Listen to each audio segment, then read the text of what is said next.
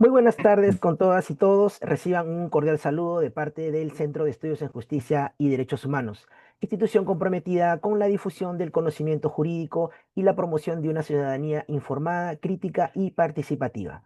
Nos complace darle la más cálida bienvenida a una nueva edición del ciclo de conferencias Lunes de Derecho, un espacio pensado para acercar temas jurídicos de interés general a la ciudadanía de manera clara, accesible y útil para su vida cotidiana. La conferencia que hoy nos convoca lleva por título Contribuir con justicia, derechos del contribuyente en el Perú, y tiene como propósito reflexionar y analizar el marco normativo y los principios que protegen al contribuyente frente a posibles excesos o arbitrariedades de la administración tributaria. En un contexto donde se exige responsabilidad fiscal a todos los ciudadanos, es fundamental también garantizar que ese deber de contribuir esté equilibrado con una actuación estatal justa, equitativa y transparente. Durante esta jornada se abordarán mecanismos legales de protección, el papel clave de la ciudadanía en la consolidación de una cultura tributaria respetuosa del Estado de Derecho, así como los desafíos actuales y las buenas prácticas que fortalecen la relación entre el ciudadano y el Estado. Para ello, contamos con la presencia de un destacado expositor a quien agradecemos profundamente por aceptar nuestra invitación. Se trata del doctor Donald Chirinos Chariarse, abogado por la Pontificia Universidad Católica del Perú, maestro en asesoría fiscal por la Universidad de Navarra en España y con una sólida trayectoria de más de 25 años asesorando a organizaciones del ámbito público y privado en materia tributaria, tanto en el ámbito nacional como internacional. Su experiencia y claridad didáctica serán sin duda de gran aporte para este espacio. La exposición tendrá una duración aproximada de 70 minutos, tras lo cual abriremos un espacio para sus preguntas, las cuales pueden hacerla llegar a través de la opción Preguntas y Respuestas de esta plataforma. Les recordamos también que para acceder a la certificación de participación es necesario permanecer conectados al menos el 90% del tiempo total de esta conferencia. Finalmente, queremos agradecer sinceramente a cada uno de ustedes por acompañarnos esta tarde. Su participación activa es lo que da sentido a estos encuentros y nos motiva a seguir generando espacios de aprendizaje ciudadano. En nombre de la directora del centro, la ingeniera Lorenza Sarria García, les renovamos nuestro saludo y reiteramos nuestro agradecimiento al doctor Donald Chirinos por su generosa disposición y compromiso con la educación jurídica de nuestro país.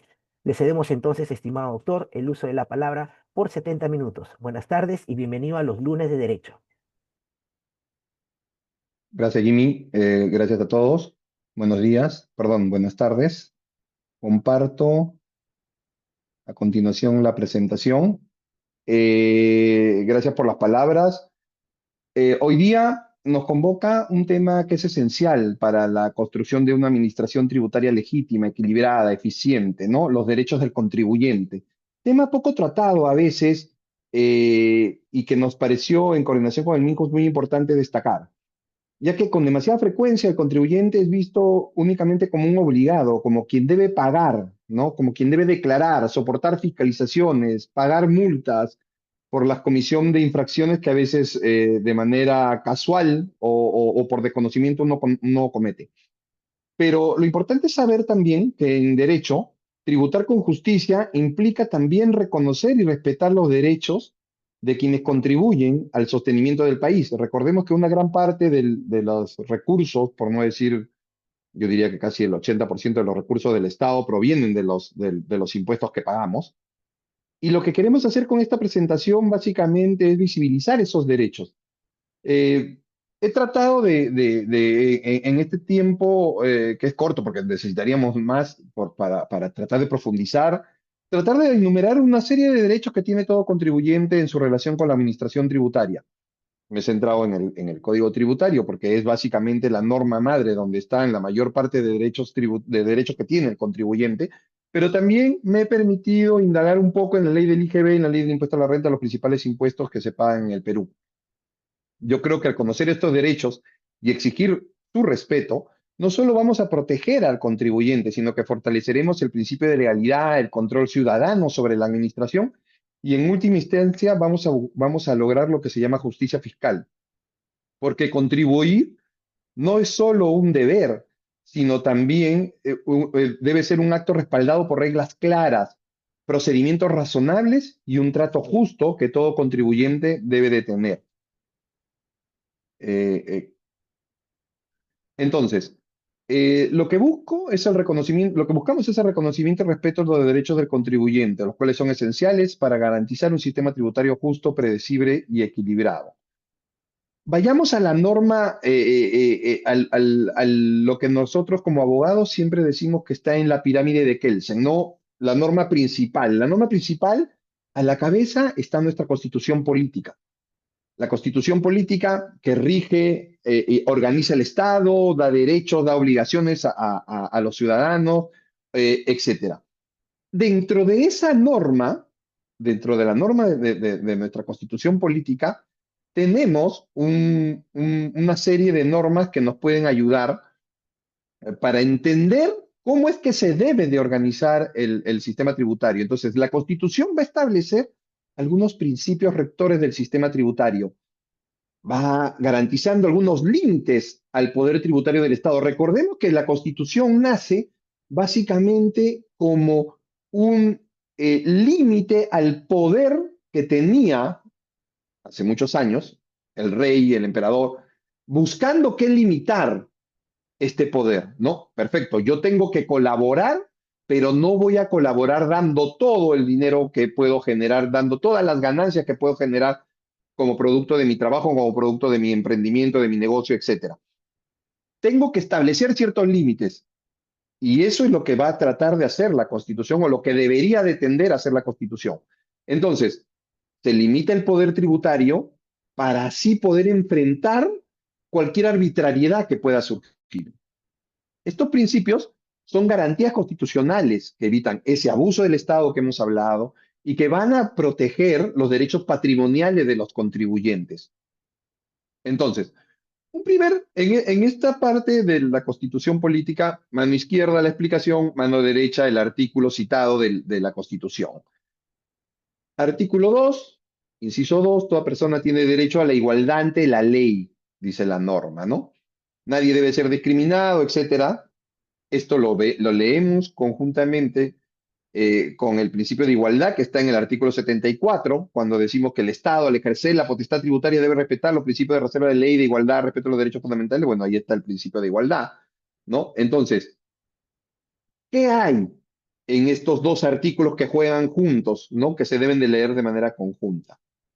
El principio de igualdad, una prohibición de tratos discriminatorios en la aplicación de los tributos y implica generalidad y uniformidad. Generalidad, en principio, todos deben de contribuir con el pago de tributos. Todos los que pertenecemos al Estado, a ciudadanos que somos ciudadanos de un Estado, debemos colaborar con el Estado vía tributos, vía el pago de nuestros tributos. Hay algunas salvedades, obviamente, hay mínimos en los que no se va a pedir tributar, ¿no? Mínimos del impuesto a la renta en los que no se pide tributar, porque se establece que hay unos mínimos, con lo cual una persona debe de poder vivir a lo largo del año, y por encima de eso es que recién se pide el pago del impuesto. Hay un mínimo inafecto, un mínimo exento, pero la generalidad como principio te dice todos debemos de contribuir. Y la uniformidad establece que la carga tributaria, lo que yo pago de impuesto, el porcentaje de impuesto que me pide el Estado que colabore, debe guardar relación con la capacidad contributiva de los sujetos incididos. Entonces, permítame un ratito. Ya. Entonces, eh, pero también este principio de igualdad incluye una capacidad contributiva, incluye el análisis de la capacidad contributiva que tiene que hacer el Estado. Todos debemos tributar, eso es verdad, pero todos de acuerdo a nuestra posibilidad, a lo que se denomina en la doctrina capacidad contributiva. La capacidad contributiva justamente es lo que sustenta que haya distinción entre lo que paga una persona que gana $1.000.000 al año contra una persona que pueda ganar $100.000, 100.000 soles, 50.000 soles al año. Es lo que establece también exoneración, es lo que se basa también para establecer exoneraciones, beneficios mínimos no imponibles. Todo impuesto tiene que respetar esto, generalidad, uniformidad y la capacidad contributiva. Las excepciones, las exoneraciones deben de estar justificadas. No se tributa por el primer tramo de hasta 7 UITs por una determinada razón. Se necesita un dinero mínimo inafecto por el cual una persona pueda sobrevivir a lo largo de un año, ¿no? Entonces, si bien todos debemos de tributar, también la norma dice que no todos debemos de tributar de manera igual.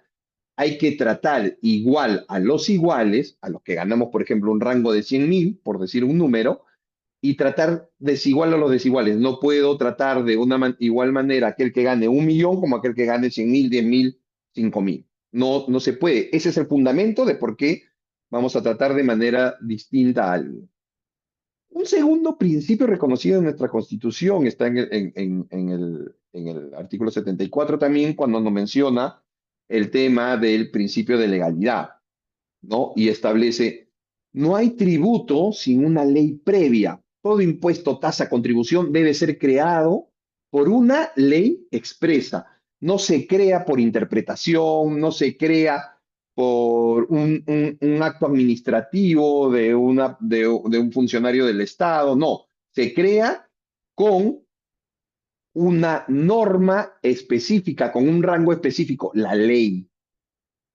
La SUNAT no va a crear obligaciones tributarias vía una resolución de superintendencia. No puede crear un tributo. El tributo solo se crea vía una ley que expide el Congreso de la República o, ¿no?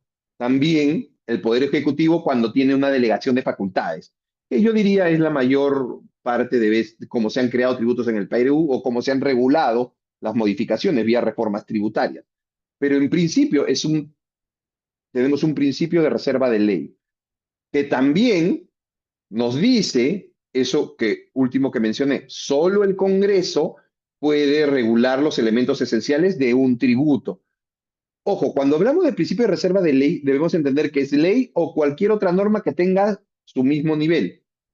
Me refiero, por ejemplo, a los decretos legislativos, que es cuando el Congreso delega su facultad legislativa al Poder Ejecutivo para que éste pueda crear una norma, fundamentar una norma, modificar normas tributarias. Un artículo también, perdón, un principio también muy importante es el principio de no confiscatoriedad. ¿Qué nos dice el principio de no confiscatoriedad? Que el tributo como tal no puede exceder la capacidad contributiva del ciudadano. Es decir, si yo tengo una persona, yo como Estado, tenemos a personas que ganan 10.000 soles y esos 10.000 soles son los que esa persona necesitaría para vivir mensualmente, hablando de un ejemplo. Entonces, el Poder Legislativo no podría crear un tributo que lo afecte a esta persona a tal grado que no le permita vivir con ese. No le podría decir, por ejemplo, de tus 10.000 vas a pagar el 80% de impuestos, con lo cual tú te quedas con 2.000 y yo, Estado, recaudo 8.000. No, no puede ningún tributo tener un poder confiscatorio, un efecto confiscatorio. Debe darme la posibilidad a mí como ciudadano del Estado de poder tener un mínimo sobre el cual tributar. En este aspecto es muy interesante saber que a nivel del Tribunal Constitucional se ha establecido que un tributo no debería superar el 50% de ingresos. Es una doctrina tributaria, jurisprudencia ya de varias jurisprudencias que existen en el Tribunal Constitucional, indicando dicho porcentaje como referencia. ¿Qué se busca a través del principio de no confiscatoriedad? Proteger la propiedad privada, toda vez que debe existir una proporción razonable entre el monto del tributo exigido y el total del patrimonio que el ciudadano destina al pago de ese tributo. Una correlación, una lógica, un tema proporcional, una proporción razonable, dice la doctrina. De tal manera que permita este pago de impuesto, después de que el contribuyente haya pagado el tributo, que le quede la suficiente recursos económicos para poder seguir desarrollando sus actividades sin verse afectadas. Imaginemos en ese supuesto que dijimos en el que gana alguien 10.000 y el tributo, el impuesto a la renta, por ejemplo, le pide el 80% de esos 10.000. ¿Cómo le puede afectar tanto? Se está llevando el 80% y si esta persona para vivir en su presupuesto tiene un presupuesto de 5.000, ¿no? Entonces, si se queda con 2.000, ya le está afectando el desarrollo de su actividad, el desarrollo de su vida familiar, de su supervivencia o del cumplimiento de todas aquellas necesidades que tiene mensualmente. Entonces, un impuesto no puede ser confiscatorio. También tenemos dentro de estos principios el principio de respeto de los derechos fundamentales. La autoridad administrativa y tributaria debe actuar respetando siempre los derechos fundamentales de la persona, del ciudadano. Toda vez que se entiende que una persona, un ciudadano, es el centro del ordenamiento jurídico de un Estado y debe ser tratado con dignidad. Entonces, dentro de los principales derechos fundamentales que pide como mínimo que se respete, tenemos el debido procedimiento, el derecho de defensa y contradicción. El debido procedimiento quiere decir una norma que me establezca claramente cuáles son los pasos a seguir que tiene que hacer la administración tributaria en el desarrollo de sus funciones. También se me debe de garantizar el derecho de defensa y contradicción, es decir, que ante algún accionar de parte de la administración tributaria, el ciudadano, el contribuyente, puede reclamar, puede apelar, pueda impugnar algo que él crea conveniente cuestionar. La proporcionalidad y la razonabilidad de las decisiones públicas. Eso es algo que también, como un principio, como un respeto de derechos fundamentales, también se ha establecido. Debe haber una proporcionalidad en la acción de la empresa, de la administración tributaria, ¿no? No porque dejé de emitir un comprobante de pago, me van a cerrar de manera definitiva mi negocio. Eso no es proporcional, es demasiada la multa impuesta ante la comisión de una infracción, porque sabemos que es una infracción no emitir el comprobante de pago. Tiene que haber una proporcionalidad, tiene que ser razonable. También el impuesto que se cree también no puede violar el derecho del trabajo. Es decir, por ejemplo, no podría haber una norma tributaria que me establezca un contribuyente solo puede trabajar con un solo empleador, ¿no? No puede haber un contribuyente de renta de quinta, de renta de trabajo, que tenga dos o más empleadores. O no puede haber un contribuyente de renta de quinta que sea a su vez renta de quinta y que también sea trabajador independiente. Eso no puede haber. No puedo conculcar, un impuesto no puede conculcar, violentar el derecho al trabajo. No me puede decir tampoco que se limita mi derecho de asociación y decirte, no, las empresas solamente pueden tener dos accionistas, no pueden tener más. Un consorcio solamente puede estar formado por tres personas, tres empresas, no más. No, o sea, la libertad de asociación es importante. El secreto bancario, aunque en el caso del secreto bancario debemos hacer la salvedad que a nivel de código tributario y a nivel internacional cada vez es menos la posibilidad de que al Estado le pueda yo oponer el secreto bancario. Y es más, yo diría que desde un punto de vista práctico, a estas alturas de cómo ha venido regulando el ITF, el legislador, el secreto bancario, si bien no ha sido levantado en su totalidad, sí hay este, una gran cantidad de información que emiten las entidades financieras, que remiten las entidades financieras de manera obligatoria a la SUNAT.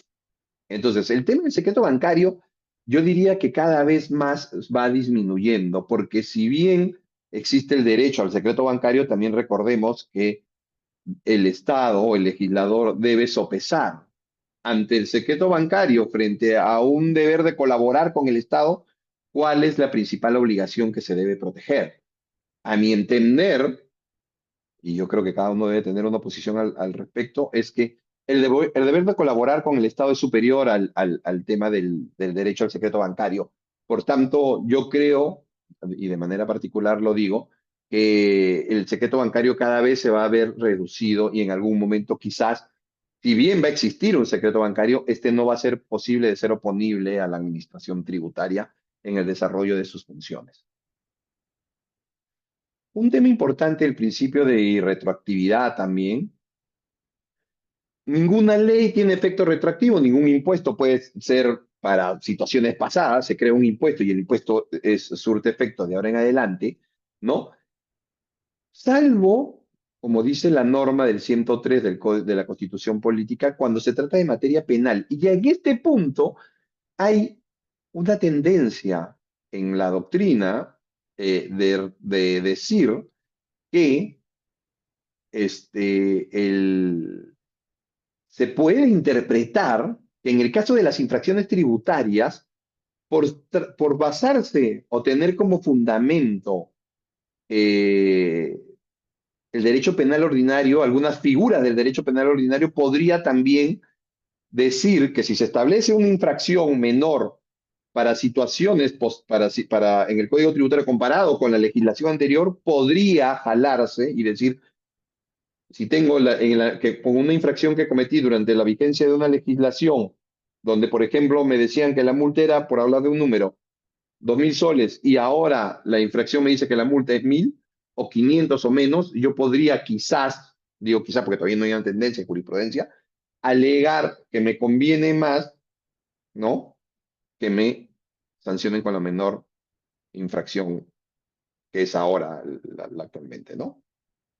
Ahora, todos estos principios, este articulado de la ley, de la Constitución, perdónenme, de la Constitución, en el cual me dice que no me puede, que tiene que respetar el principio de legalidad, que tiene que haber un principio de igualdad, que hay un principio de reserva de ley, que no puede ser confiscatorio, que tiene que respetar los derechos fundamentales.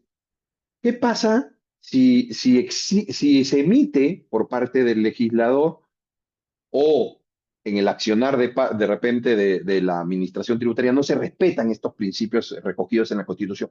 ¿Qué puede hacer el contribuyente frente a eso? Bueno, el contribuyente frente a eso tiene algunas garantías constitucionales, ¿no? En el caso de normas con rango de ley, impuestos, tributos que se hayan creado con una ley, en el cual de repente nos vemos afectados porque quizás vemos que la tasa del impuesto es superior al 50%, porque de repente el supuesto de hecho de la norma está violentando algún derecho mío, me dice que no puede haber, no puedo desarrollar alguna labor, etcétera, etcétera, etcétera. Contra las normas de rango de ley, lo que puede hacer un contribuyente o un ciudadano del Estado es eh, interponer una acción de inconstitucionalidad, ¿no? La cual implica, hasta la última instancia, en el Tribunal Constitucional, perdón, que se analice la constitucionalidad de la norma, de aquella norma que nosotros creemos que está violentando alguna norma de la Constitución o algún principio constitucional de lo que hemos tratado anteriormente. Entonces, ante ese supuesto, como menciono, se puede plantear una acción de inconstitucionalidad. ¿Y quiénes pueden interponerlo? Puede ser el mismo presidente, el fiscal de la nación, el defensor del pueblo, 25% de congresistas, 5.000 ciudadanos, los presidentes de región, los colegios profesionales, etc. Eso básicamente dirigido contra una norma con rango de ley que consideremos nosotros que no cumple con alguno de los principios constitucionales anteriormente mencionados.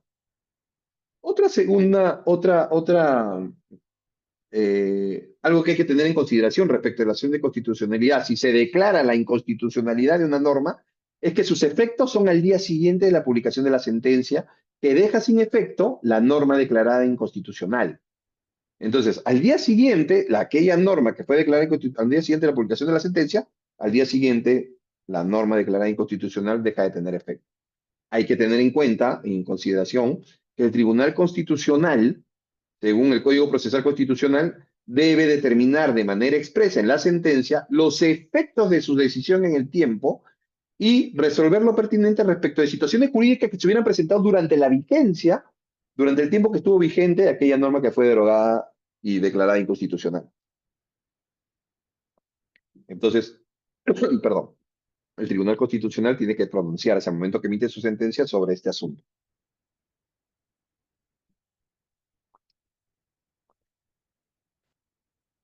Una segunda garantía constitucional que tiene un ciudadano es también la acción de amparo, que básicamente se interpone ya no contra una norma, sino contra un hecho, omisión, acción por parte de cualquier autoridad, funcionario, persona, que vulnere o amenace los derechos constitucionales de una persona. Es decir, si por ejemplo yo, como contribuyente, me siento que la SUNAT, por dar un ejemplo, está accionando y violentando mi derecho al trabajo, por ejemplo, hace un embargo sobre el íntegro de mi sueldo, a pesar que sabemos que para los embargos sobre sueldo no pueden ser sobre todo, sino que hay 5 unidades de referencia procesal sobre las cuales sobre encima el 30% se puede embargar, en el caso de tributo, en ese caso en específico, yo podría interponer una acción de amparo contra el ejecutor coactivo de la zona diciendo, el accionar del ejecutor coactivo de la administración me está afectando mi derecho a la vida, mi derecho al trabajo, a cómo se pueda plantear en ese instante la demanda. Entonces, la acción de amparo va directamente contra el accionar de un funcionario. Obviamente que como requisito hay que tener en consideración que la acción de amparo te pide acaba o agota la vía previa, agota la vía administrativa. Entonces, ojo con eso. La acción de amparo no se puede interponer contra normas ni contra resoluciones judiciales emanadas de procedimientos regulados. Eso está regulado, está recogido de manera expresa. Y los efectos de una sentencia a favor lo que ocasiona es la inaplicación individual. Es decir, yo accioné contra el ejecutor coactivo de SUNAT, en mi ejemplo, y la sentencia que salga a mi favor es solamente tiene efectos para mí, para la persona que accionó, a diferencia de la acción de inconstitucionalidad, en la que yo accionamos para demandar la inconstitucionalidad de una norma y el efecto es para todos, porque derogamos una norma que estuvo anteriormente vigente con efectos para todos los ciudadanos.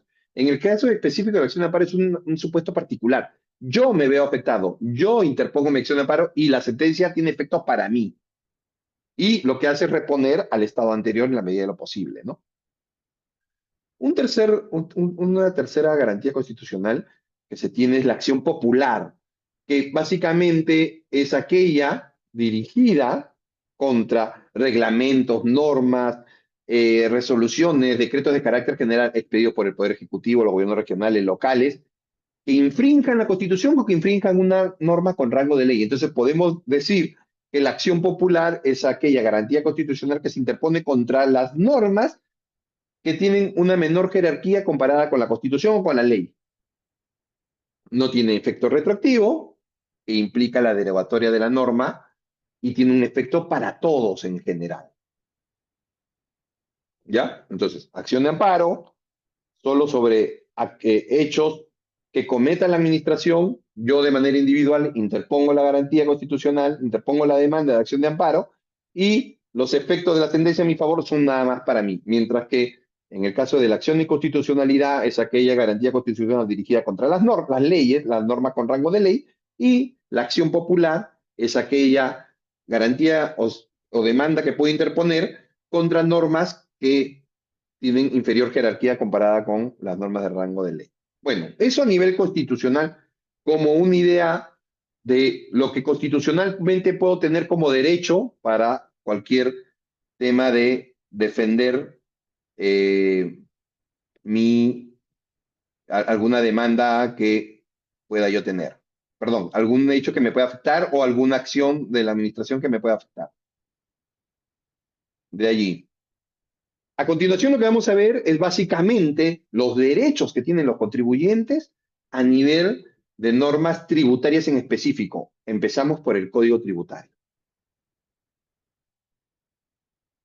De manera específica, precisa, detallada, el caso en específico, el artículo específico que regula los derechos de los contribuyentes es el artículo 92 del Código Tributario, el cual reconoce un conjunto de derechos fundamentales que protege a la contribuyente frente a la administración, garantizando un trato justo, acceso a la información, mecanismo de defensa, etc.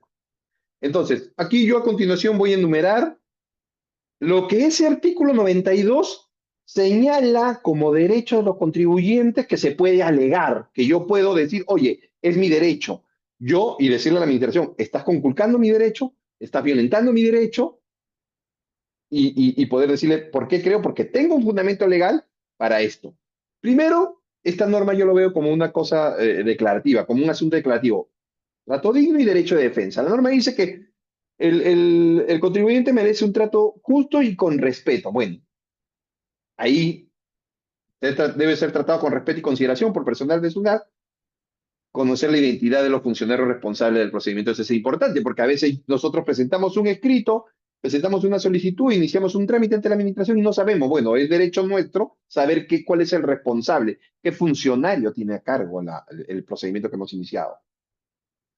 En cuanto al derecho de defensa, está vinculado a lo que es interponer recursos, ¿no? Así como hemos hablado de las garantías constitucionales, bueno, en el caso tributario, lo que yo tengo como derecho de defensa son básicamente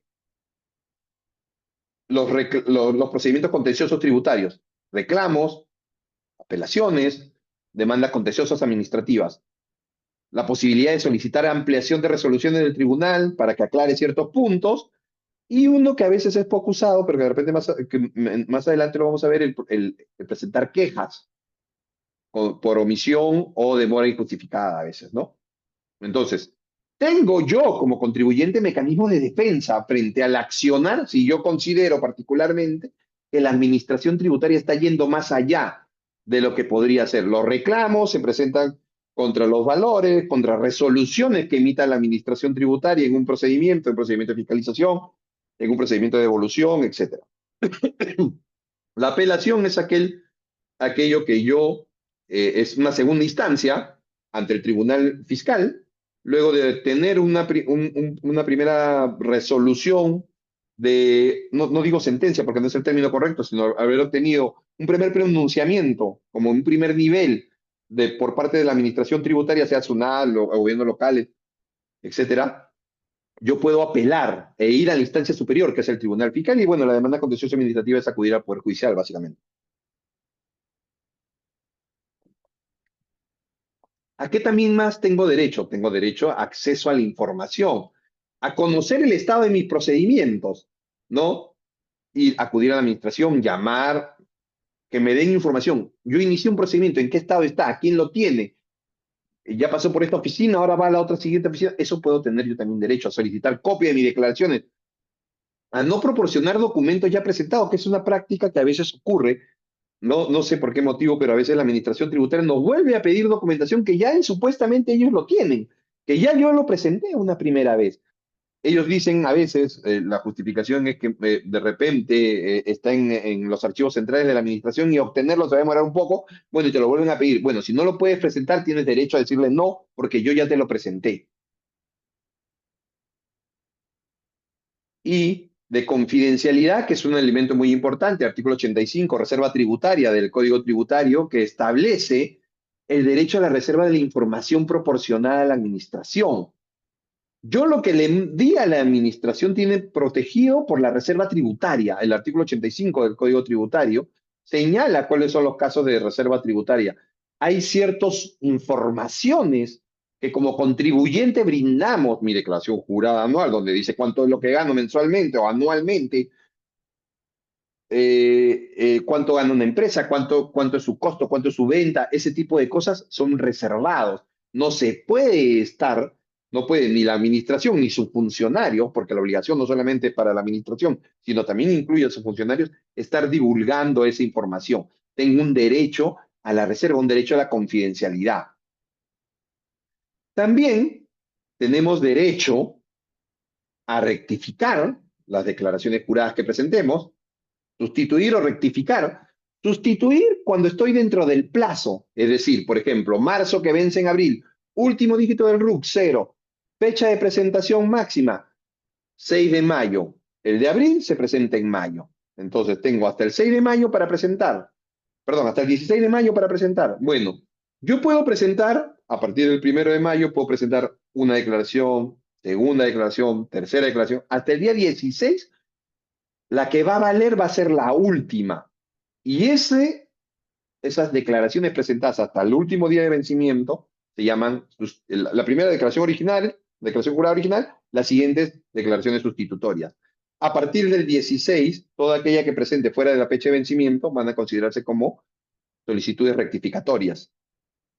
En todas estas, perdón, tengo derecho a presentar cuantas sustitutorias o rectificatorias De mis declaraciones juradas, yo considero necesario, aunque hay, como vamos a ver más adelante, hay unos temas a tener en cuenta por si se te declaran, se presentan declaraciones rectificatorias que establezcan mayor impuesto que el declarado originalmente o menor impuesto y algunas cosas que vamos a ver posteriormente.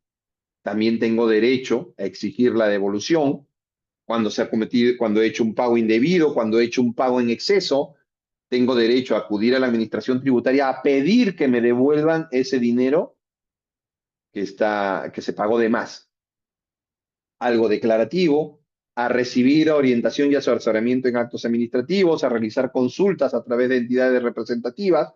También el tema de las consultas a nivel de entidades representativas tiene un tamiz en algunos articulados del Código Tributario donde se señala algunos supuestos específicos en los cuales el contribuyente puede acudir a la administración para solicitarle absolver una consulta respecto a un caso específico que él tiene. Hay ciertos requisitos que cumplir, pero yo diría que ese supuesto de las consultas por escrito que se puedan hacer a la administración tributaria todavía nos falta mucho por desarrollar, porque a diferencia de otros países, por ejemplo España, donde uno acude no tiene tanto filtro, es decir, cualquier persona puede hacer una consulta, cualquier contribuyente puede hacer una consulta a la administración tributaria le resuelve y esa respuesta queda como un antecedente tanto para el señor, ¿no? Para el contribuyente que hizo la consulta, como para cualquier otro contribuyente que esté en la misma situación. En el Perú hay que cumplir con ciertos márgenes de beta hacia arriba o si eres un, o sea, hay unos limitantes. Aunque claro, eso no quiere decir que la SUNAT a través de sus oficinas de orientación o del call center pueda absorber consultas de los contribuyentes, ¿no? Que se da mucho también.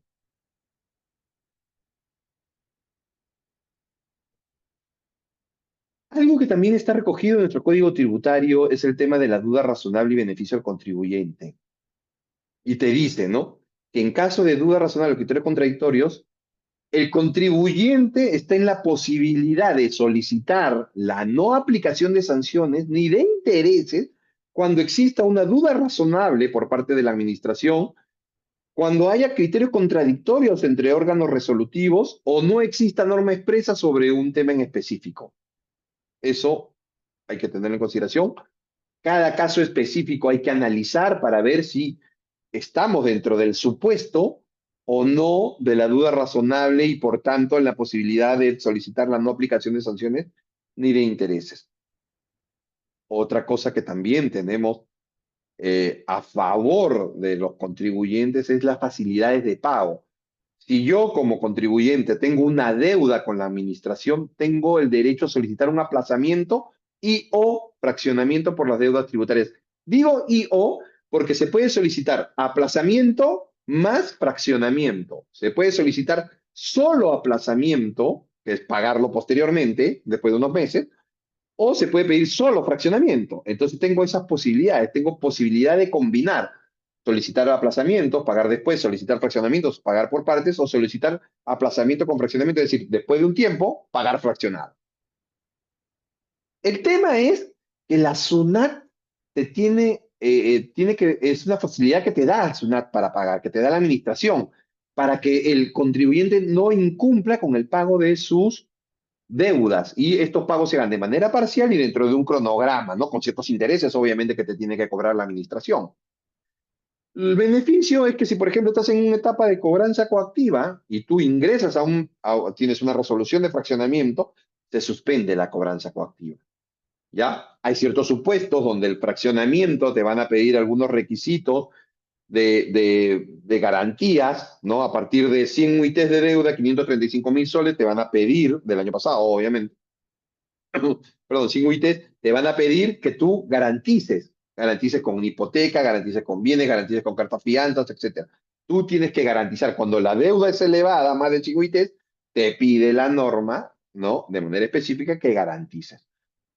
Y también la norma regula el tema de la pérdida de fraccionamiento, que es cuando hay dos pagos consecutivos que no se pagaron, o no se pagó la última cuota, no pagas la cuota inicial para acogerse al fraccionamiento, si es que está preexigida, se presenta información falsa, no se pagan los tributos corrientes, o sea, los tributos, luego de tu presentación de solicitud no pagas los tributos que deberías de haber pagado en periodos posteriores a la presentación de la solicitud de fraccionamiento, o cuando, por ejemplo, si tu garantía o tu carta fianza tiene un periodo de tiempo y no la renuevas, en ese caso también vas a perder la facilidad de pago que se te ha otorgado. Entonces, es un derecho del contribuyente poder solicitar aplazar y o fraccionar la deuda tributaria, pero tengamos en consideración que hay ciertos requisitos que cumplir, ¿no? Y ciertos intereses adicionales que pagar. Eso es importante. ¿Por qué lo menciono? Porque a veces tenemos, pensamos que podemos fraccionar una deuda de una fiscalización, por ejemplo, y esta pasa de los 600.000 soles y digo, ya, lo voy a fraccionar, pero no tengo la garantía. Entonces hay que tener mucho cuidado en esos casos, ¿no? Si, por ejemplo, hablando ya de casos mucho más graves, una empresa, no sé, pues tiene una deuda porque le salió un negocio muy importante y termina declarando que tiene que pagar 2 millones de soles en IGB y no tiene la posibilidad, entonces se puede fraccionar, sí, pero como son 2 millones, le van a pedir una garantía. Pero entonces lo que se puede hacer allí es de repente buscar, ahora, la garantía no solamente se puede hacer por parte del propio contribuyente, la garantía la puede dar un tercero también. Eso también está previsto en la norma. Entonces, siempre ahí yo sugiero sentarse a analizar y ver cuál es la mejor posibilidad. ¿No? De repente pagar por partes, ir pagando por partes, evitar la cobranza coactiva siempre es importante, pero el tema de poder fraccionarlo es de repente la mejor posibilidad que se tiene, ¿no? Aunque yo también diría, y esto como una opinión personal, que el monto de los INUITES, yo creo que se ha quedado un poco corto porque a veces hay negocios donde la deuda es mucho mayor de las INUITES y esa posibilidad de no pagar, perdón, de no poder entrar a un fraccionamiento porque no tengo la garantía adecuada, porque el monto que me piden es sobre la base de los 535.000, entonces de repente en algunos casos puede ser perjudicial. Yo creo que lo que debería hacer es replantear este tema y ver el comportamiento tributario de una persona para ver si esta persona puede hacérsele un fraccionamiento sin necesidad de la garantía correspondiente. Otro tema vinculado a este tema de las deudas de los contribuyentes también podría ser es el tema de la prescripción. La prescripción consiste básicamente en el transcurrir del tiempo, ¿no? En el transcurrir del tiempo para que la administración tributaria no pueda cobrar o no pueda ejecutar alguna acción contra el contribuyente. Luego de unos años, la administración tributaria se ve imposibilitada de poder accionar. Así tenemos, por ejemplo, cuando un contribuyente presenta una declaración jurada, la administración tributaria tiene solo 4 años para determinar deuda, exigir el pago de la deuda o aplicar sanciones. ¿No? Cuando yo presento una declaración jurada, se tienen 4 años como máximo. Si viene la administración tributaria al año noveno a pedirme que pague una deuda que por X razón no se pagó y nunca te la exigió la administración, se puede alegar la prescripción. Entonces, hay que tener en consideración estos temas, el tema de los plazos, ¿no? Cómo se cuentan también. En el caso de aquellas situaciones en las que no se ha presentado ninguna declaración, lo que se tiene son 6 años. La administración tiene 6 años para pedir la deuda, para determinar, exigir pago, aplicar sanciones. Ya, y en el caso de tributos retenidos o percibidos no pagados en el plazo, retenidos o percibidos no pagados, por ejemplo, un empleador que retiene la renta de quinta a sus trabajadores y no la paga la administración, pues en ese caso la administración tiene hasta 10 años para poder exigir el pago de ese monto retenido. Hay situaciones así. Lo importante es saber que tenemos a nuestro favor un periodo del tiempo durante el cual, transcurrido el mismo, la administración ya no podría accionar contra nosotros. Esto que hemos mencionado hasta este momento es lo que recoge el 92 del artículo 92, la norma específica dentro del Código Tributario que señala los derechos del contribuyente. Pero a lo largo del Código Tributario, que es la norma que regula básicamente todos las relaciones entre el contribuyente y el Estado, entre el administrado y el Estado, entre la administración pública, entre la administración tributaria y el contribuyente, tenemos repartidos también algunos derechos, ¿ya? No de manera específica, incluso tratados a veces de manera tangencial, pero que es conveniente tomar conocimiento de ellos, ¿no? En el caso del derecho y así, por ejemplo, un primer análisis que vamos a hacer va a ser los derechos que tiene un contribuyente en el procedimiento de fiscalización, ¿no? ¿Cuál es el principal derecho? Ser informado del inicio del procedimiento, te tiene que llegar una carta especificándote a partir de la fecha tal se inicia el procedimiento de fiscalización, debes conocer el alcance, plazo y materia de fiscalización. Vengo por los 6 primeros meses del ejercicio 2024 respecto del impuesto IGB. Para esto, uno tiene el derecho de designar, ya, va a ser el abogado Donald Chirinos quien atienda a la administración tributaria. Se le comunica y dice, cualquier cosa de ahora en adelante, hablen con el abogado Donald Chirinos, quien va a atenderle a ustedes, señores de fiscalización, cualquier requerimiento que tengan.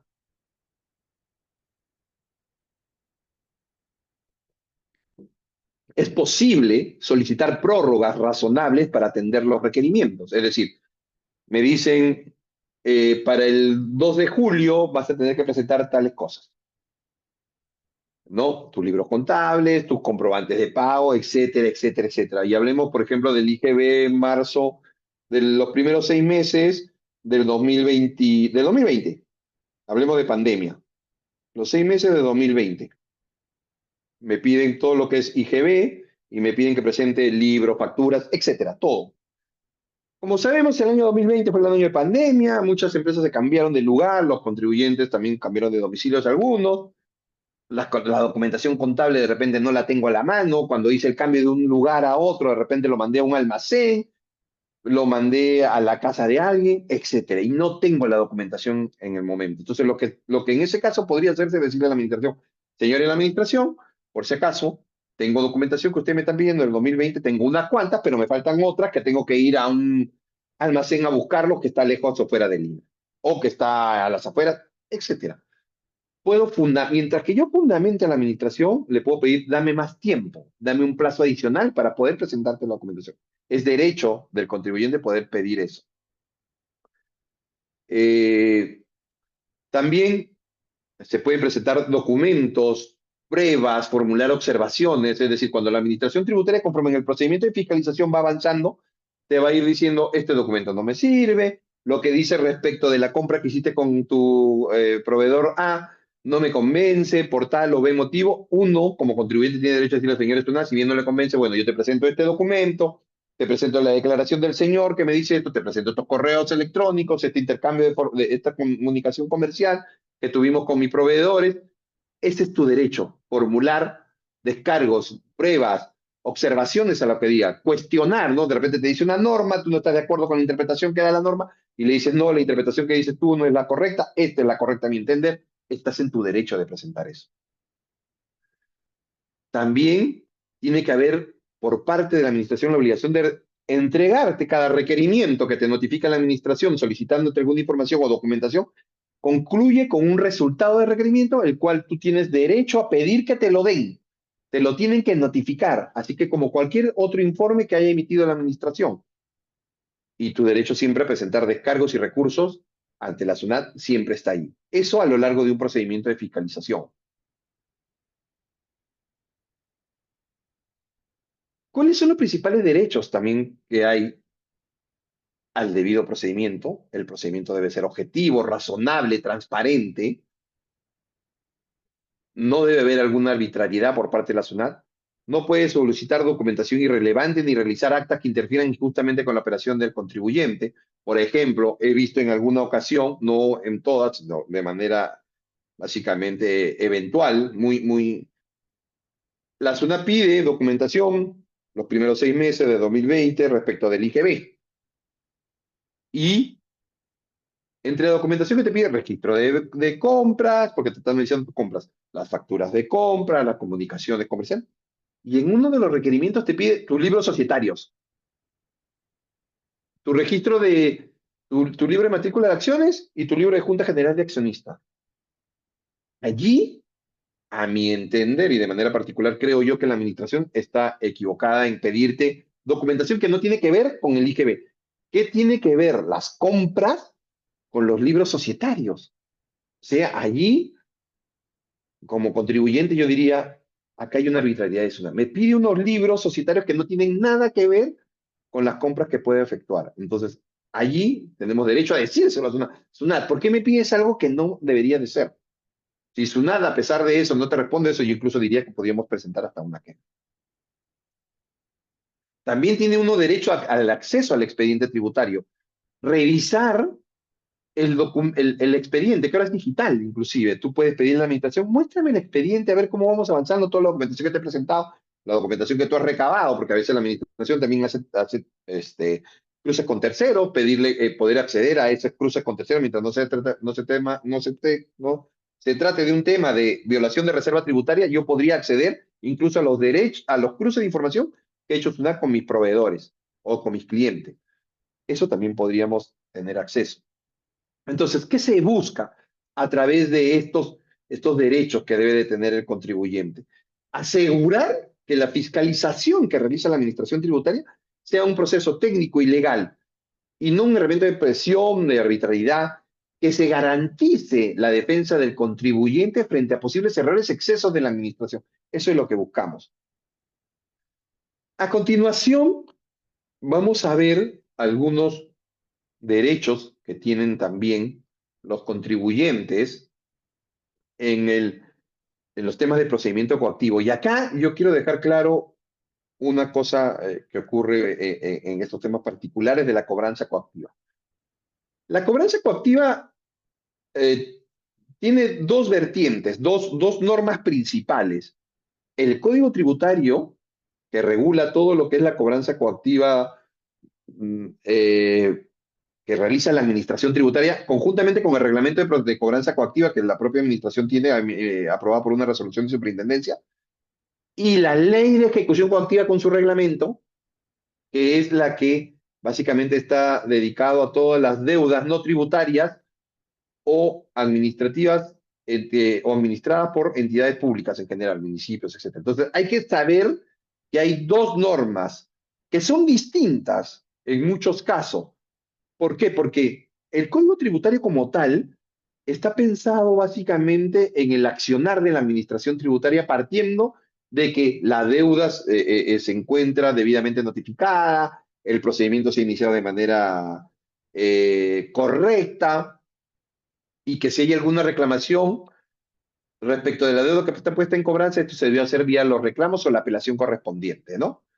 Mientras que en el caso de la ley de ejecución coactiva, en un año determinado, no me acuerdo en esto, pero nos llamaron al personal de SUNAT, a los que veíamos normas, a colaborar con la modificatoria de la ley de ejecución coactiva porque veían que las municipalidades, sobre todo, ponían ellos como ejemplo hace muchos años, se excedían un poco en el tema del ejercicio de la facultad coactiva que tenían. Y se le comenzó a poner ciertos límites o tamices, ¿no?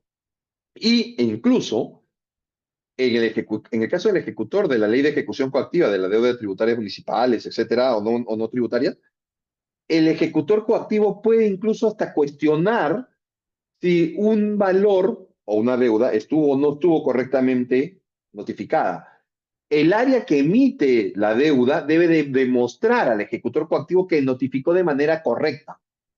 Esa es una primera diferencia con el Código Tributario en el cual partimos en el Código Tributario de que todo es correcto, ¿no? Entonces, ojo con eso. Por eso es que he puesto dos columnas que ya ustedes posteriormente van a poderlo apreciar de una manera, pero que yo quiero que lo sepan cómo es que surge esta diferencia entre Código Tributario y la ley de ejecución, ¿no?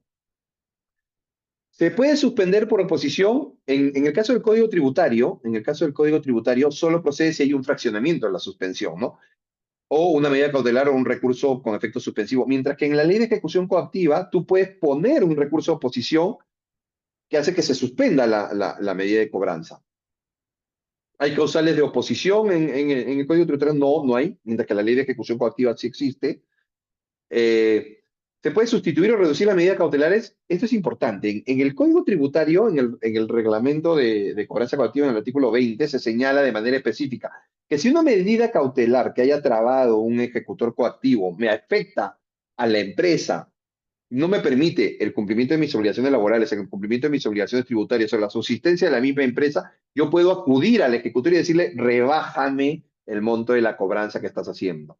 Es decir, si por ejemplo he embargado a mis clientes y estos, en vez de pagarme por los servicios que yo presto, le paga íntegramente a la administración, yo le puedo decir a una SUNAT, está bien, mantén el embargo, pero del 100%, por favor, déjame chance para que aunque sea el 20-25% venga a mí para yo poder seguir trabajando y no cerrar la empresa. Eso es posible solicitarlo, más no necesariamente es obligación del ejecutor, quien deberá de analizar otras cosas más, el otorgarte esa facilidad. Y lo igual ocurre en la ley de ejecución coactiva, también tienen esa posibilidad.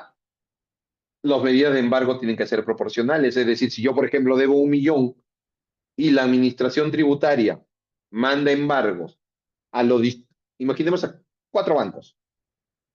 A esos 4 bancos, el embargo que mande la administración no puede ser por 1 millón cada uno, porque me estaría embargando en realidad 4 millones. Debería de ser proporcional. Si yo debo 1 millón, ellos deberían de distribuir el monto del embargo entre los 4 bancos. A uno le pueden decir 200, al otro le pueden decir 300, a uno le pueden decir 100 y al otro 400. Ahí está el millón. No, pero no puede ser que existan embargos de 1 millón a 4 bancos, porque en realidad sumado los 4 embargos serían 4 millones. Ojo con eso, que hay incluso hasta jurisprudencia al respecto. Igual también en la ley de ejecución coactiva también se pide que sean las medidas razonables, necesarias y proporcionales. Acceso al expediente se supone, en principio, como aplicación de la Ley de Procedimiento Administrativo General y normas internas de SUNAT y normas en general, que todo el mundo debería tener acceso al expediente. Ahora los expedientes coactivos incluso son digitales y se pueden acceder más fácilmente. Devolución de cobros indebidos no se ha regulado al interior del procedimiento de cobranza coactiva de SUNAT algo al respecto, pero en la Ley de Ejecución Coactiva sí te dice que puede ordenar el ejecutor la devolución inmediata de un cobro que haya sido de manera indebidamente cobrado. Y la impugnación del acto del ejecutor, en el caso del Código Tributario, se hace al final del procedimiento o también vía queja. Y en la ley de ejecución coactiva se hace la queja directamente ante la entidad ejecutora o vía una demanda judicial, ¿no? Y se aplica siempre la ley de procedimiento administrativo general. Yo creo que hasta ahí el tema de la cobranza coactiva es bastante claro. Sugiero siempre, en los casos de Código Tributario y Ley de Ejecución Coactiva, no son lo mismo. La Ley de Ejecución Coactiva, a mi entender, es mucho más pro contribuyente, le da muchas más armas al contribuyente de poder oponerse a la cobranza coactiva de cualquier entidad que no sea la SUNAT, por los motivos que señalé anteriormente, que al parecer había muchos abusos y esto hizo que la norma cambiara totalmente y antes una ley de ejecución coactiva, que era muy parecida a, la norma, a lo regulado por el Código Tributario, se volvió de alguna manera mucho más a favor del contribuyente. Derechos en la etapa sancionadora, básicamente vamos a tener algunos principios aplicables como legalidad, tipicidad. Solo se va a sancionar por legalidad aquello que esté previsto en una ley. Tipicidad, solo la conducta y la sanción debe estar claramente tipificada. No entregar de pago, sanción, cierre de la tienda, cierre temporal de la tienda, ¿no? Por decir un ejemplo. Y debe haber una proporcionalidad. Si no entrego comprobante de pago, no puede ser pues que una clausura definitiva de la tienda, ¿no? No hay una proporcionalidad, debe ser razonable la sanción que me han impuesto. También el principio de non bis in idem, nadie puede ser sancionado 2 veces por el mismo hecho, de decir, por ejemplo, tengo el tema del mismo caso, no emití comprobante de pago, sanción, cierre temporal del establecimiento. Si además la administración tributaria dijera cancelación de la licencia municipal o solicitara la cancelación de la licencia municipal de funcionamiento, serían 2 sanciones por un mismo hecho. 2 sanciones por un mismo hecho. No entregar comprobante de pago, que me digan cierre temporal y además que pidan que me cancelen temporalmente la licencia de funcionamiento de mi negocio. Eso debería ser, eso está prohibido.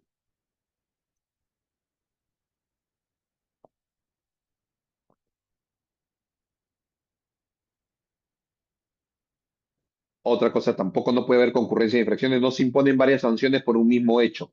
Prevalece siempre la infracción más grave, ¿no? Un mismo hecho, no entregar comprobantes de repente, que incluye también no declarar las ventas, de esos, la administración, en mi ejemplo, debería escoger cuál es la infracción más grave, ¿no? Y sanciona con esa infracción más grave. Esa es la que toma para sancionar. Entonces, en etapa sancionadora, la determinación de la infracción es objetiva. En Perú, a diferencia de otros países, tenemos que la infracción es objetiva, es decir, está en una norma, incurres en la infracción sin interesar el motivo y se cometió la infracción. Ejemplo, una infracción es no presentar la declaración jurada mensual en el plazo previsto por la norma, ¿no? Imaginemos el siguiente caso. No presento la infracción porque cuando estaba camino, por hablar en aquellos tiempos donde se presentaba, bueno, no, porque se cortó la luz en mi zona. No tengo cómo acceder. En algunos países, la infracción se ve también no solamente desde el punto de vista objetivo de que no cumplió con presentar, no, sino que si alguien puede de alguna manera demostrar que fue porque no se hubo luz, por X motivos, la computadora se malogró, etcétera, la administración tributaria puede decir, bueno, en este caso específico no vamos a sancionar porque fue un caso fortuito. En el Perú no ocurre eso, al menos no todavía, pero en otros países sí tenemos ejemplos de legislación que toman también el carácter subjetivo, no es en forma objetiva, no solamente, sino ven lo que, los otros elementos o variables que puedan haber ocurrido para que pueda ocurrir la infracción, para que se dé la comisión de la infracción. En el Perú todavía eso no ocurre, pero esperemos que en algún momento se pueda llegar a ver eso, ¿no? ¿Qué tipo de penas tenemos o tipo de sanciones tenemos a nivel de etapa sancionadora?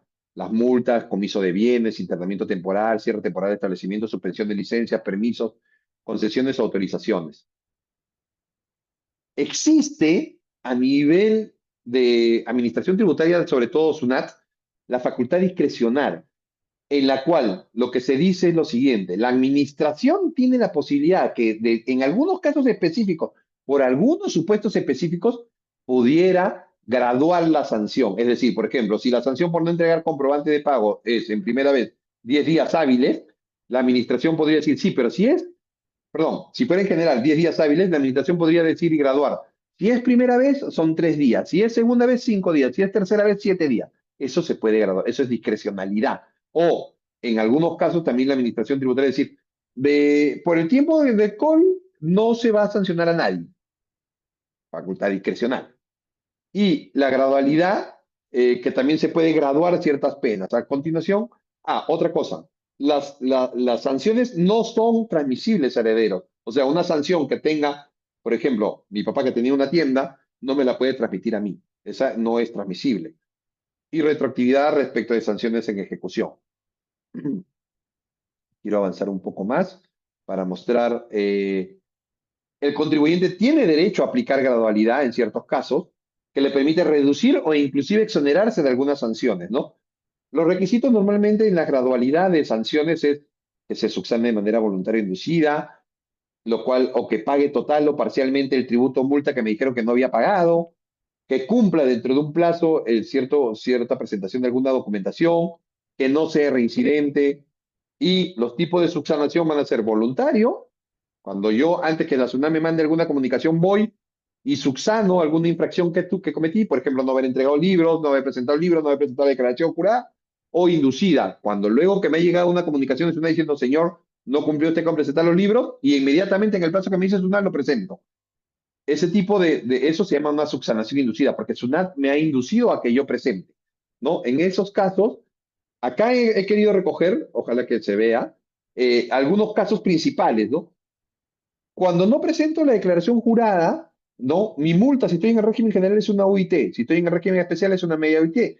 Y cuando estoy en el nuevo ruso es el 0,6% de ingresos netos o cierre. Bueno, no viene el caso de explicar en este momento. Pero lo que quiero que vean, básicamente, es cómo se ha graduado a nivel de la administración tributaria, ha sacado normas graduando la sanción, ¿no? Y te dice, si por ejemplo tus ingresos son de menos de 19 UITs, si tú subsanas de manera voluntaria, es decir, que te pasó la fecha y tú subsanas de manera voluntaria, antes que SUNAT te diga, oye, no presentar la declaración jurada, 100% de rebaja. Si te llega la comunicación de SUNAT diciéndote, señor, no cumplió con presentar la declaración jurada, tú presentas en un plazo determinado una rebaja del 98% siempre y cuando hayas pagado el tributo que debías. Si no pagaste el tributo, tienes una rebaja del 90, perdón, sin pago, 98. Con el pago del tributo adeudado, el 99%. Y así, siempre hay este tipo de gradualidades.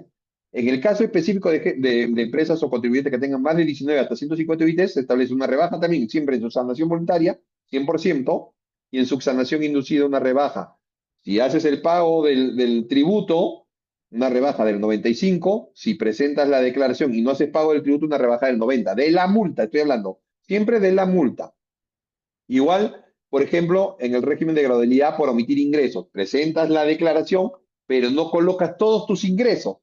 Ahí también, tabla 1, señalo, ¿no? 1, porque está acá, 1, 2, 3.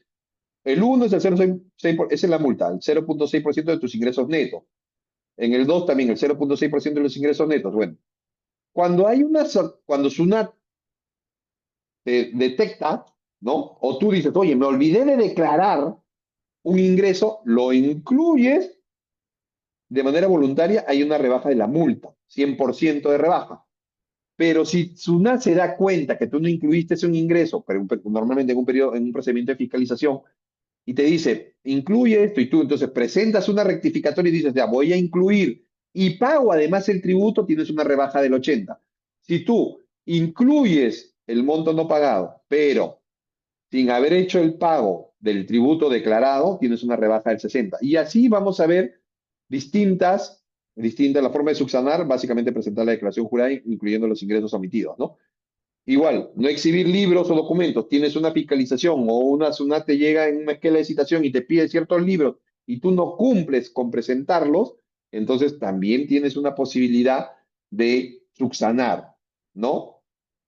Si la subsanación es voluntaria, antes que el SUNAT te diga algo, tú cumples con presentar, exhibir el libro, etcétera, 100% rebaja. Si SUNAT te da una segunda oportunidad y tú presentas esta vez, como el pago de la multa, 80%, sin el pago de la multa, el 50%.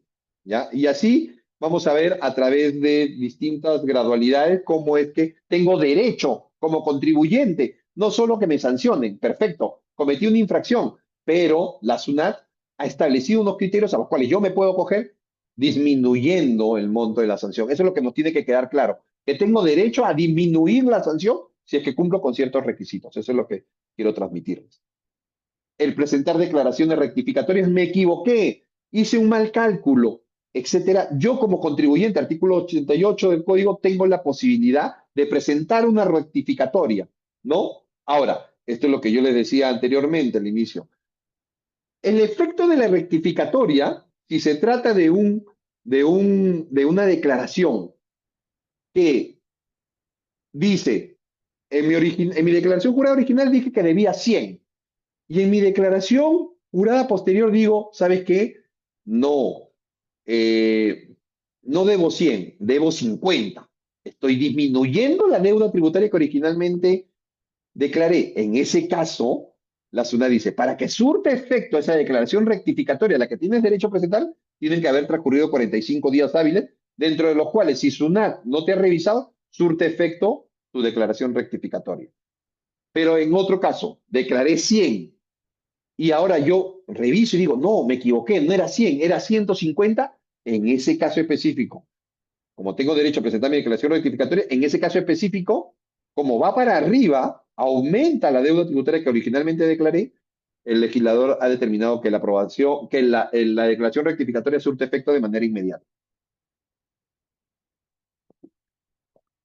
Dentro de los mecanismos de defensa que tiene la administración, tenemos la reclamación, la apelación, la acción contenciosa administrativa ante el Poder Judicial y la queja, ¿no? Lo que habíamos hablado antes. El contribuyente puede acudir a vías administrativas o judiciales para defender sus derechos. La reclamación contra resolución de determinación, multa, denegatoria ficta ante la propia SUNAT en un plazo de 20 días como regla general. Hay unos casos específicos donde se tienen hasta 5, pero son casos específicos, que en este momento no lo vamos tocar. La apelación es aquella que procede contra la resolución que resolvió La primera instancia, la reclamación.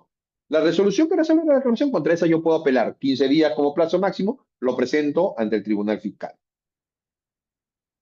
La queja es aquel recurso que se puede presentar en cualquier momento contra actuaciones omisas, dilatorias, abusivas o que contravengan el propio procedimiento establecido en la SUNAT, ¿no? Por ejemplo, ese caso que hablábamos de los embargos de que yo debo 1 millón y ponen a 4 bancos y a cada 4 bancos le dicen que debo 1 millón, pero en realidad me están embargando por 4 millones, ¿no? Eso yo puedo quejarme y decirle, oye, SUNAT, mira, está, ir al Tribunal Fiscal y decirle, señores Tribunal Fiscal, Tuna me ha hecho un embargo por 4 millones cuando yo solamente debo uno. No hay proporcionalidad en el embargo trabado. Incluso la queja se puede presentar, así tú tengas tu expediente de reclamación, tú puedes paralelo, el procedimiento de cobranza, en mi caso, en el ejemplo, está en curso y sin embargo yo puedo aún así presentar la queja. No hay un límite, no tengo que esperar a que acabe un procedimiento para poder presentar la queja, ¿no? Y lo que se busca es una protección inmediata de los derechos del contribuyente. Hay una particularidad. Si yo me quejo respecto de la administración tributaria, esto lo resuelve el Tribunal Fiscal. Pero si yo me quejo respecto del Tribunal Fiscal porque llevo mi expediente, se demora más de los 12 meses que tendrían para resolver, yo puedo quejarme respecto del accionar del tribunal, pero la particularidad es que esa queja sube al ministro de Economía, porque el ministro de Economía es la cabeza del sector. Y el Tribunal Fiscal, quien está por encima del Tribunal Fiscal, es el ministro, por ese caso. Un par de normas más y acabo. En la ley del IGB, en la ley del IGB, ya sabemos, el IGB es el impuesto que grava las ventas, etcétera, etcétera. Dame un par de minutos, Jimmy, por favor. Tenemos derecho al crédito fiscal, artículo 18. Todo contribuyente tiene derecho a deducir de su IGB de ventas el IGB que haya pagado de sus compras, ¿no? Hay algunos requisitos que cumplir, pero bueno, tengo derecho a eso. Y tengo derecho también a solicitar la devolución del IGB en caso de exportadores, de proyectos de inversión, de exoneraciones específicas ante la misma SUNAT. Y el derecho a la exoneración y no afectación según algunas leyes expresas. Y en la ley del impuesto a la renta, similar al IGB, tengo derecho a deducir gastos permitidos, artículo 37. El contribuyente tiene derecho a deducir los gastos necesarios para producir la renta agravada o mantener la fuente, dice la norma, ¿no? Todas aquellas compras que hago son como costo-gasto de mi empresa, al momento del cálculo del impuesto a la renta, tengo derecho a su deducción. Tengo derecho a aplicar las pérdidas tributarias. Si tengo ejercicios donde mi empresa ha tenido pérdidas tributarias, tengo derecho a arrastrarlas y a compensarlas contra las utilidades de aquellos ejercicios donde haya generado una utilidad. Y tengo también derecho a la exoneración o inafectación según la ley expresa. Y también tengo derecho, en la ley de impuesto a la renta, una particularidad, a los regímenes especiales que existen, régimen MIPE tributario, régimen especial del impuesto a la renta. Tengo también derecho a acogerme a eso, si es que cumplo con algunos supuestos en específico. Aquí les dejo uno de la ley de procedimiento administrativo general que entiendo se los alcanzarían, pero ahora lo que más me interesa, disculpen que haya corrido al final, no pensé que me iba a salir tan extensa la exposición, pero quedo a su disposición para cualquier otra cosa que ustedes necesiten de mi parte. Muchísimas gracias, doctor Chirinos. Sí, sí, en verdad es un tema un poco amplio. Usted ha tratado de em, simplificar un poco en algunos aspectos, ¿no? Quiero compartirles también a los usuarios que nos acompañan en este momento que el PPT va a ser compartido a través de los grupos de WhatsApp y de todas formas igual, si es que desean requerirlo, pueden escribir al correo ctorres@minjus.gov.pe. Rápidamente, doctor, voy a compartir algunas de las inquietudes que nos han Por favor. realizado nuestro atento público. A ver, preguntan, si, si el principio de legalidad dice em, indica que solo por ley se puede crear un tributo, ¿cómo es posible que a veces se apliquen cobros municipales o tasas sin que exista una ley nacional clara? ¿Eso no vulneraría nuestros derechos como contribuyentes? Habría que ver en cada supuesto en específico, porque recordemos que a nivel municipal existen, las propias municipalidades tienen su propia regulación, la ley de tributación municipal, que le permite, a través de ciertas normas tributarias municipales, aprobar algunos tributos municipales. Habría que ver el caso en específico, cada caso en específico, pero la ley de tributación municipal tiene, por ejemplo, el impuesto vehicular, el impuesto a la cabala, etcétera, Esos están ahí, en la ley de tributación, pero existen algunas tasas, sobre todo, ese tipo de cosas que se crean a través de resoluciones de las propias municipalidades, por si acaso. Gracias, doctor. El principio de legalidad, perdóname ahí que haga una ¿Mm? aclaración adicional, el principio de reserva de ley que va con el principio de legalidad también tiene que ver que el tributo sea aprobado por la norma que corresponde. Por ejemplo, en el caso de aranceles, ¿no? Los aranceles, que son los derechos que se cobran en importaciones, eso no lo aprueba una ley, eso lo aprueba los decretos supremos que emite el gobierno central. Pero existe una norma en el interior de la Constitución que establece directamente que los aranceles se aprueban vía decreto supremo. Entonces, hay que ver en casos específicos que hay algunos tributos municipales, sobre todo, que se pueden crear por alguna norma en específico. Gracias, doctor. Otra consulta que nos comparten es, doctor, ¿usted considera que el secreto bancario debe ser levantado en caso de incongruencias de ingresos versus egresos?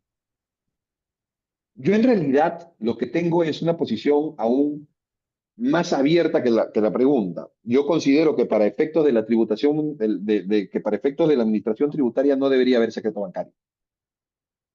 Y creo que ya inclusive el secreto bancario se ha ido diluyendo poco a poco con algunos convenios que tenemos firmados a nivel internacional, donde, por ejemplo, intercambiamos información con Estados Unidos y Estados Unidos nos manda movimientos de cuentas bancarias de peruanos que están en el exterior.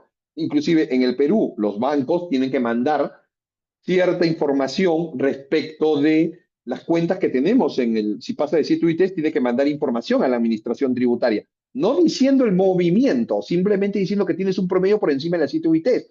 Inclusive el ITF que todos los meses se paga, lo hace la retención las entidades bancarias, le permite a la administración tributaria tener una idea, haciendo una regla de tres simple, tener una idea de cuánto uno está moviendo. Entonces, el secreto bancario como tal, creo yo, que al final se está diluyendo a nivel en el Perú. Ha tenido ciertas perforaciones, pero sí considero que para efectos tributarios es sumamente importante, para efectos de la administración, contar con la posibilidad de que la administración tributaria, de manera, o sea, o reglamentada, pueda acceder al secreto bancario sin necesidad de recurrir a un juez, simplemente que caigan en algunos supuestos específicos que creo yo debería estar en alguna norma detallada de manera específica y expresa, clara respecto a eso. Gracias, doctor. Nos consultan, bueno, agradecen su ponencia y preguntan, estimado doctor, en síntesis, ¿podría mencionarnos acerca de los avances que se han dado en los últimos años en el reconocimiento y protección de los derechos tributarios para los ciudadanos? Los reconocimientos y protección de los derechos tributarios a los ciudadanos, yo diría que están, más que estar en unas normas, están desarrollados en mucha jurisprudencia del Tribunal Constitucional y casaciones del Poder Judicial. No me arriesgaría a decir si el Tribunal Fiscal tiene ya esto también, porque existen resoluciones del Tribunal Fiscal, que es el máximo órgano a nivel administrativo, que sí son interesantes, que sí reconocen ciertos derechos, pero muchas veces lo que vamos a tener es que la administración tributaria impugna la resolución del Tribunal Fiscal, porque tiene la capacidad de hacerlo, y tiene que llegar al Poder Judicial o al Tribunal Constitucional. No es que tampoco, por ejemplo, existan convenios a nivel internacional de respeto de derechos, de derechos que tengan que ver con la tributación. No me atrevo a decir que a nivel internacional tengamos algún tipo de alguna organización internacional que se preocupe por el tema de los derechos tributarios. No, yo creo que básicamente va a ser un desarrollo que se va a dar tanto a nivel doctrinario y quizás más, que me interesa más, que sea a nivel de jurisprudencia del Tribunal Constitucional y de la casación de la Corte Suprema. Gracias, doctor. Otra pregunta que nos comparten es, doctor, ¿cómo puede asegurarse una relación más equitativa entre el ciudadano y la administración tributaria? ¿Cómo se puede? ¿Cómo se puede A ver, asegurar una relación más equitativa entre el ciudadano y la administración tributaria? esa es una pregunta muy interesante. ¿Cómo hacerlo más equitativo? Yo creo que debemos siempre tender a, a recoger en normas los derechos de los contribuyentes, porque lo que tenemos actualmente es una norma con la del 92 que señalaba yo en mi ponencia, que es muy general. En otros países existe, por ejemplo, carta de garantía de derechos del contribuyente, que te da una posición respecto del Estado, reconociendo los derechos que tienen los contribuyentes, pero haciendo un listado específico, ¿no? Entonces, yo creo que la manera como se va a hacer equitativa poco a poco es cuando tomemos normas específicas que regulen de una manera más detallada y extensa los derechos que tienen los contribuyentes. Y cambiar, yo he trabajado casi 12 años en la administración y de repente, al menos conozco, creo, un poco el sentir o el pensamiento del personal de la administración tributaria, que es importante, que son preparados, etcétera, etcétera, etcétera, pero que creo que tienen que actualizar un poco el chip que tenemos, que tienen los funcionarios de la administración, en el sentido de pensar que no solamente, que es una relación horizontal la que hay entre la administración tributaria y los contribuyentes, y no una vertical como parecería ser el texto del Código Tributario actual. Yo creo que hay que ser más proactivos de parte de la sociedad o de organismos o de gremios de trabajadores o de organizaciones de contribuyentes que existen y buscar eh, eh, que se recoja los derechos, pero de una manera que quede en blanco y negro en normas específicas, no generales, no etéreas, no muy sin especificidad alguna. Necesitamos que sean más específicas y sobre todo, también reconocer cuando la administración tributaria se equivoque, cuál es el derecho que tengo yo.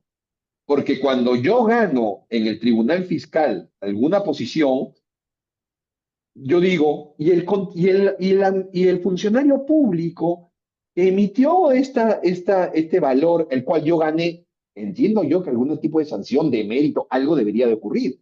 O sea, no puede ser que yo tenga que luchar unos años por algún tema en específico y que el funcionario público que está al otro lado no le pase nada cuando yo finalmente como ciudadano haya vencido en algún proceso judicial o en algún proceso contencioso administrativo. Creo yo que debería de establecerse algún tipo de sanción, llamada de atención, etcétera, al funcionario que se equivocó en su momento.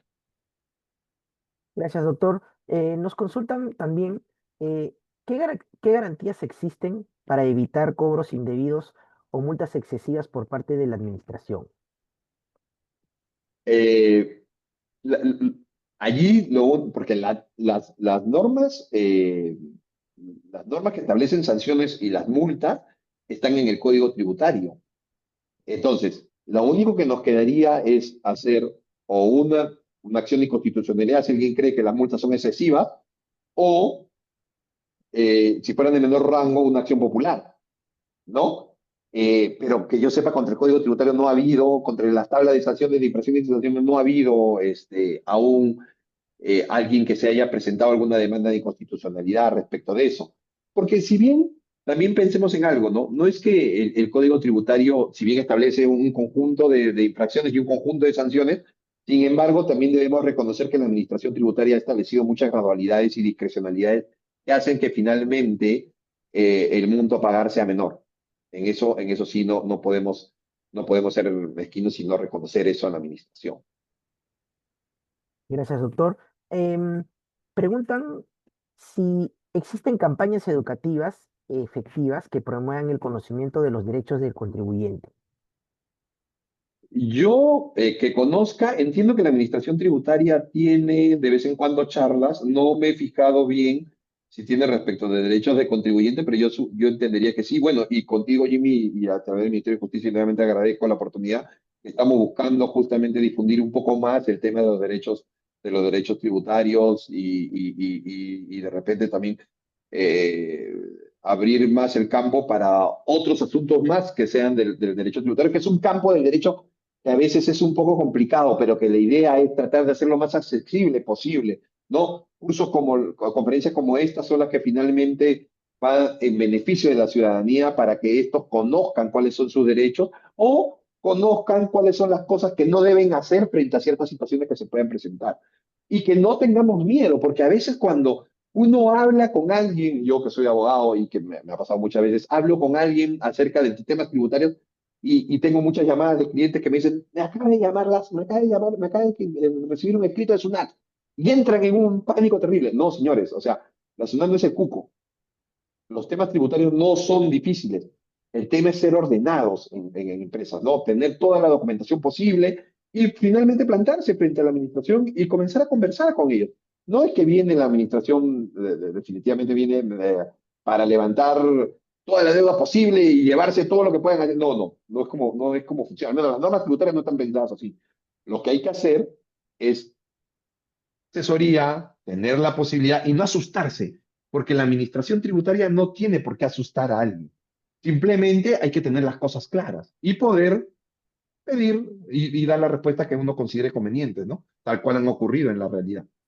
Pero eventos como este, como te digo, es importantísimo para poder difundir cada vez más el tema de los derechos tributarios de los ciudadanos. Así es, doctor, y aprovecho además en poner en conocimiento a nuestros participantes que el mes de julio va a ser dedicado a esta temática, ¿no? A manera de primicia, vamos a tener todo un ciclo de conferencias en esta materia, así que atentos a nuestra próxima programación. Tendremos el gusto de tenerlo nuevamente a usted, doctor, exponiendo nuevos temas, nuevas temáticas orientadas directamente a la ciudadanía. Y doctor, Así es. quiero, respetando los horarios, quiero despedir esta conferencia con una última consulta, la cual es, ¿cuáles considera usted, doctor, que son los principales desafíos que enfrentan los contribuyentes en el Perú hoy en día? Yo creo que los principales desafíos que tiene un contribuyente es, en la actualidad, el saber cuáles son sus derechos. Empecemos por ahí, porque sabiendo cuáles son sus derechos es como van a poder defenderse frente a la administración. Y también entender que los supuestos tributarios que obligan a pagar tributos cada vez se van a ir ampliando. El tema de la economía digital, el tema de operaciones con no domiciliados, que cada vez es mayor, ese tipo de cosas van a hacer que muchas veces un contribuyente se vea avasallado y no saber qué hacer. Bueno, tranquilidad, pensar que las tecnologías nuevas han llegado para quedarse y lo que hay que hacer básicamente es empaparse del asunto y ver cómo puedo hacer, cómo me afecta a mí en el pago de un tributo, me afecta a mí en el negocio y poder determinar de una manera correcta cuáles son los impuestos que debo o no debo pagar. Yo creo que ese es básicamente el desafío, acomodarnos a la nueva tecnología, a la nueva economía digital, a las nuevas operaciones que poco a poco se van creando a nivel del mercado, pero estar siempre preparados, estar siempre asesorados para que esto no los haga equivocarse, porque en la equivocación este, es donde muchas veces hace que la administración tributaria nos sancione. Y como hemos visto, el contribuyente no es solo un sujeto obligado, sino que también un obligado a pagar, sino que también es un titular de derechos. Y el respeto de sus derechos es una condición especial, esencial, para lograr lo que finalmente todo Estado quiere, una tributación legítima, eficiente, justa, ¿no? En una sociedad democrática, donde el cumplimiento de los derechos tributarios deba ir siempre acompañado, obviamente, de la defensa de sus derechos como tal, de los derechos fundamentales que están recogidos en la Constitución o en las distintas normas, como hemos visto en esta conferencia. Entonces, el desafío es ese, saber qué derechos son los míos, no asustarme ante la nueva tecnología que viene, ante las nuevas operaciones que podrían ocurrir y sobre todo estar asesorados para que podamos siempre poder tributar lo que verdaderamente debemos tributar.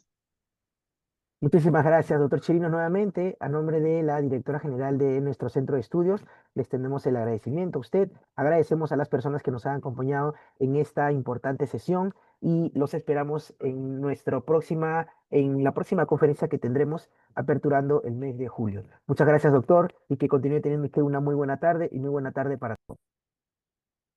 Gracias a todos y espero les haya servido de utilidad esta conferencia. Hasta luego con todos.